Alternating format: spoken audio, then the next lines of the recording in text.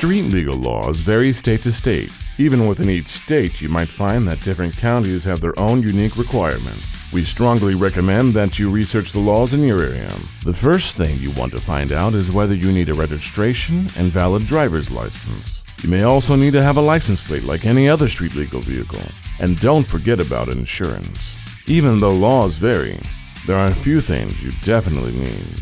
A turn signal kit. SuperATV offers both the universal turn signal kits and model-specific kits. You will also need some good tires. SuperATV AT Warrior tires are a great choice, with a tread pattern that maximizes grip on any terrain. Mirrors are also required, and in some states, a windshield. All of which can be purchased at SuperATV.com. You may also be required to have headlights and taillights, brake lights, a horn, speedometer, and seatbelts.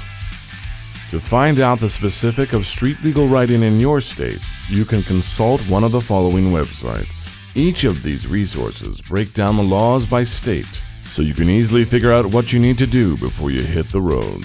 And don't forget to stay safe while you're out on the road. And be sure to check out SuperATV.com for all your off-road and on-road accessories.